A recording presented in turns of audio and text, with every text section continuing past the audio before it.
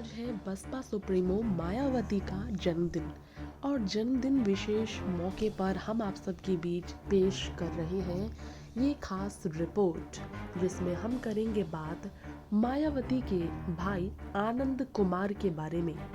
Baspa supremo Mayawati के भाई आनंद कुमार, जो उनके बारे में बहुत कम होती है बात।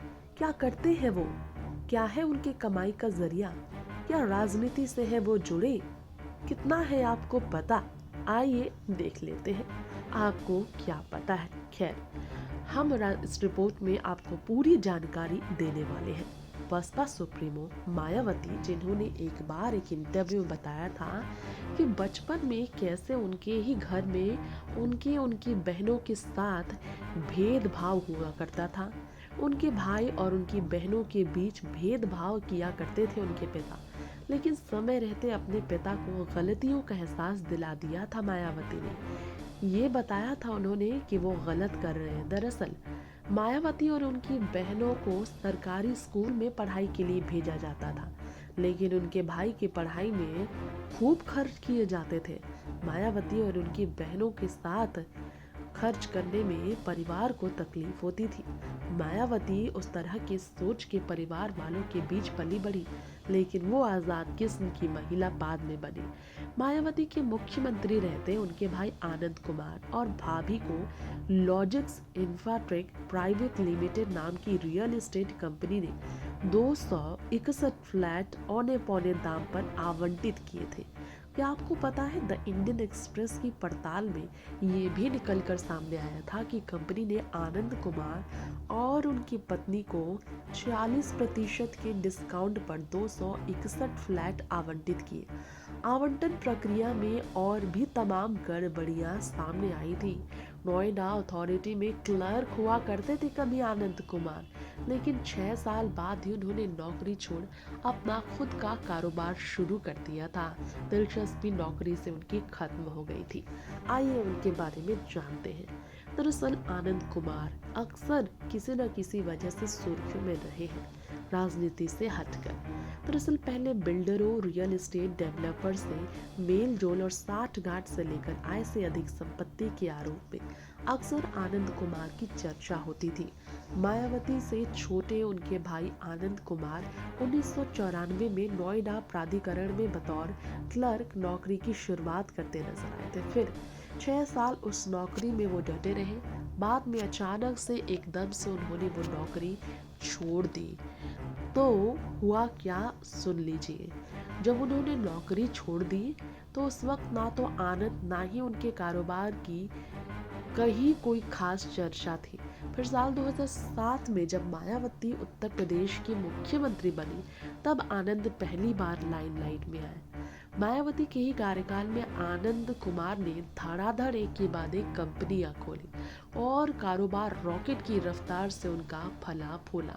फिर साल 2013 में इंडियन एक्सप्रेस ने ये जांच पड़ताल में पाया 50 कंपनियां थी आनंद की, जिसमें से सिर्फ एक company the hotel library club private limited ऐसी थी जो मायावती के मुख्यमंत्री बनने यानी कि 2007 से पहले की थी। बाकी मार्च 2012 तक की इस कंपनी का नेटवर्थ 750 करोड़ रुपए के आसपास का था। कंपनी का मुख्यालय मसूरी हुआ करता था और यही कंपनी होटल शिल्टॉन का संचालन करती थी। रिपोर्ट ये भी है कि सरकारी दस्तावेजों के हवाले से ये खुलासा हुआ था कि मायावती तब आनंद कुमार की कंपनियों का नोएडा व ग्रेटर नोएडा के तमाम दिग्गज रियल एस्टेट फर्म और कंपनियों से किसी न किसी रूप में कनेक्शन था। इसमें जेपी, यूनिक और डीएलएफ जैसे बिल्डर शामिल थे।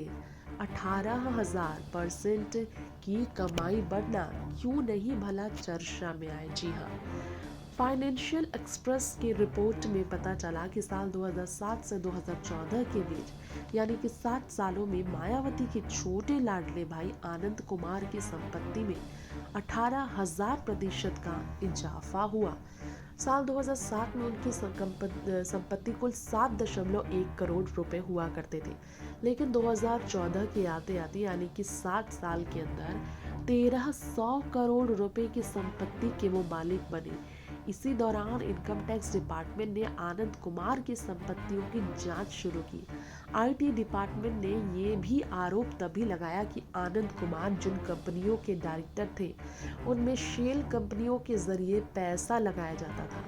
फिर साल 2019 में इनका इनकम टैक्स डिपार्टमेंट ने आनंद और उनकी पत्नी विचित्र लता की नोएडा में करीब 400 करोड़ रुपए की संपत्ति अटैच की और आनंद उनकी पत्नी के नाम पर करीब 7 एकड़ का कॉमर्शियल फ्लैट था जिसे आईटी डिपार्टमेंट ने सीज कर लिया।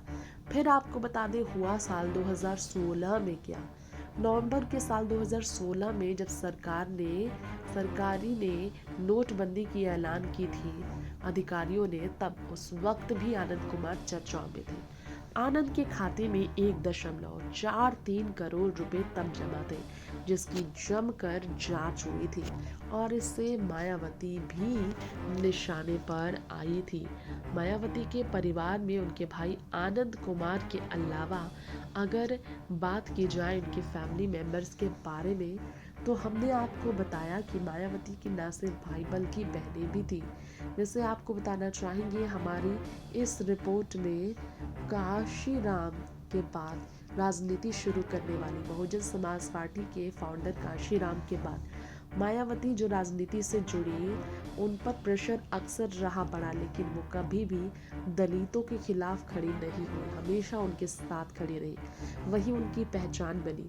मायावती के बारे में बात की जाए तो आनंद कुमार जो मायावती के छोटे भाई हैं, और बात करें आकाश आनंद के बारे में तो वो आकाश आनंद मायावती के छोटे भाई आनंद कुमार के ही बेटे हैं जिन्होंने भारतीय जनता पार्टी से जुड़कर यूपी में बीजेपी और सपा पर जमकर हमलावर होने का किया था काम। अमरोहा से सांसद दानिश अली ने भी बीएसपी को लेकर कई तरह के दावे किए थे। उस वक्त मायावती के भाई आनंद से ज़्यादा उनके बेटे को लेकर चर्चाएं शुरू हो गई थी। वैसे आपको बता दें मायावती अपने परिवार को लेकर काफ़ी सख्त है, रिश्तों को लेकर भी काफ़ी सख्त मानी जाती है। वैसे मायावती के भाई के बारे में बात कर रहे हैं तो पेशे से बिजनेसमैन मायावती के भाई आनंद कुमार इन्फोर्समेंट डिपार्टमेंट यानी कि प्रवर्तन निदेशालय और द इनकम टैक्स डिपार्टमेंट के रडार पर साल 2017 में असेंबली चुनाव से ठीक पहले भयंकर तरीके से थे और कई तरह के उन पर इल्ज़ाम थे कि उन्होंने अपनी बहन के कार्यकाल के दौरान जो कंपनियां खोली वो उसी के पावर का फ़ायदा उठाकर बड़े पैसे उन्होंने लगाए। 20वीं की उम्र में फिर भतीजे आकाश आनंद ने एमबीए लंदन से एमबीए कंप्लीट कर ये उत्तर प्रदेश की राजनीति में खुद को इंट्रोड्यूस कराया। साल 2017 की हम बात कर रहे हैं। फिर 2019 लोकसभा इलेक्शन में भी कुछ ऐसा ही देखने को मिला। रेगुलर फिक्सचर जो था वही इसी से सामने आया। तो वही आगरा को लेकर भी काफ़ी चर्चाएं थी मायावती को लेकर। खैर मायावती जो है सो एक ऐसी नेता है जो कभी भी किसी के खिलाफ बोलने से हिचकिचाती नहीं है, जाती नहीं।